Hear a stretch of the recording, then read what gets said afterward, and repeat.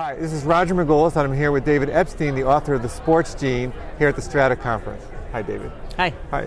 So, you're such an interesting combination of scientist, athlete, elite athlete, and journalist. How did you get into sports as a topic and so forth? So, sort of the first way I got into it, I was kind of a national level middle distance runner and a science student.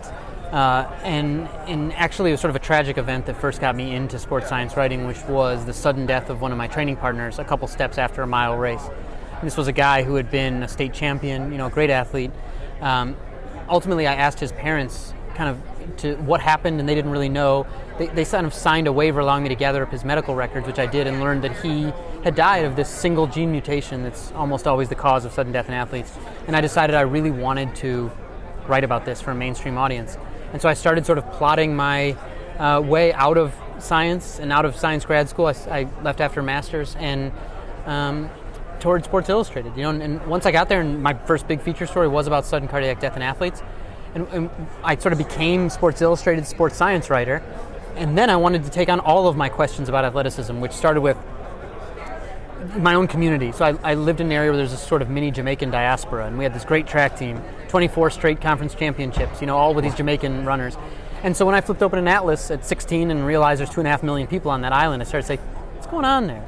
And that happened again when I moved up to longer distance, running with Kenyan athletes in college, realizing they're all from the same town and the same minority tribe, and again saying, what's going on there? And also seeing my own training group of 5 guys doing the same thing every day and getting more different, not more the same. Mm-hmm. And so it was questions like those that sort of motivated me to try to find out what all was going on. Yeah, so as you pick your topics, what's interesting, as your book does, it goes to a bunch of different sports. What I'm wondering is, there also seems to be a sort of, not attack, but conventional wisdom was suspect in a lot of the stories. Did you go in knowing that these were ones where you thought something was going on, or did you have like a wide range of things you're looking at, and there's a consistent story that you pulled out from it? There were a couple cases where I had some idea that conventional wisdom was wrong, but a number of them I did not really know, right? Like, I really wanted to know why the best hitters in baseball history could not hit underhanded women's softball pitchers, right? I made a quick calculation, saw the ball was actually taking more time to get to them. Why is this not working, right? So I really wanted to figure out why that was, and along the way you end up debunking all this stuff like keep your eye on the ball, which is actually impossible. Mm-hmm. So there were a few things, I knew like that Kenyan runners all came from this tiny minority tribe, right. And then most people think Kenya, but really it's this tiny group of the Kalenjin. Right. But most of it I didn't know ahead of time. Right. So were there ones where that were like dead ends? Or was most of your stuff, was there a nugget that you were able to use? There was usually something interesting for everything I pursued. I sort of dropped the dead ends earlier, and eventually I kind of stayed away from the complexities of some sports. Like, there's a lot of research on soccer, but not a lot of it's that great, right? Yeah. I just imagine that with soccer, there's just not the right kind of data collection, because it's so low scoring. And I think even football must be... there's something I think, but it must be hard to collect data to do meaningful stuff compared to the more simpler. Yep.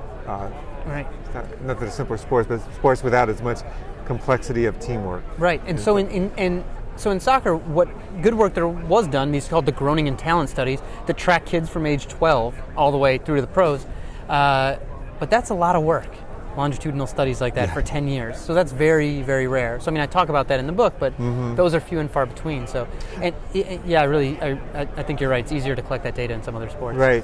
But what's interesting about that is this is pretty pervasive. And hearing your talks, that seemed to be the case, that your lessons were pretty universal.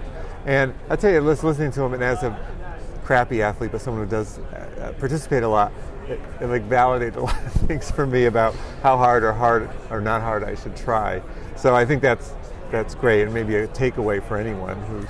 Yeah, and one of the things, of course, I focus on is not telling people that they shouldn't try things, but that they really, if you want to get the best out of yourself, you should pay some attention to finding the best fit for you before you start knocking out your hours of practice or banging your head against the wall on something that you're not as trainable in, where you might have a better experience somewhere else. Right.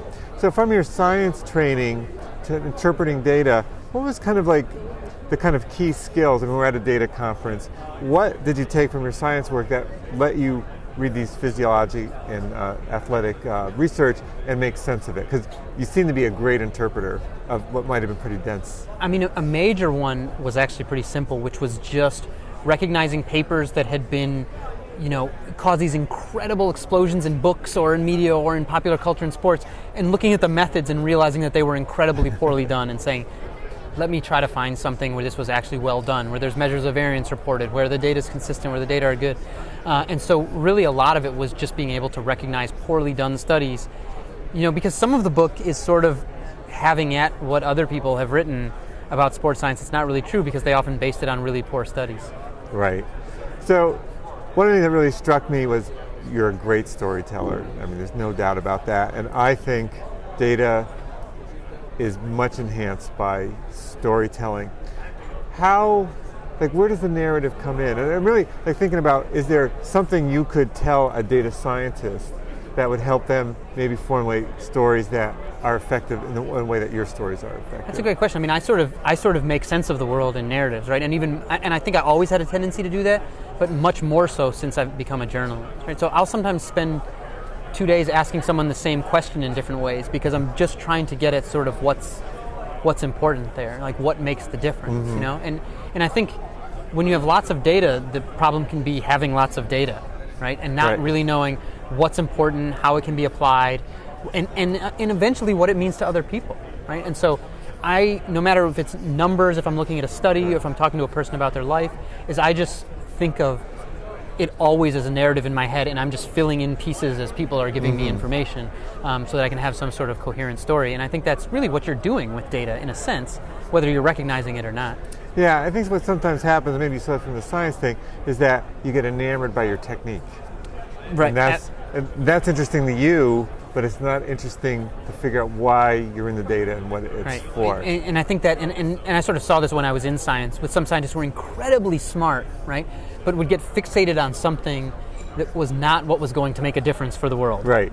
And it was really amazing what they could do, and I understand why, they would get fixated on that, but sometimes you can sort of, I think, lose sight of how it fits into other disciplines or into the world at large. Your book was fantastic. Thank you. So it's a Sports Gene.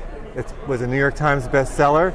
I strongly suggest people take a look at it. Thank you. So I want to thank you again for showing up to the conference, giving these great talks, and from everything I can tell, people really appreciated your storytelling, the insights you gave, and so forth. So it's thanks been a again. pleasure. Thank you. Thank you.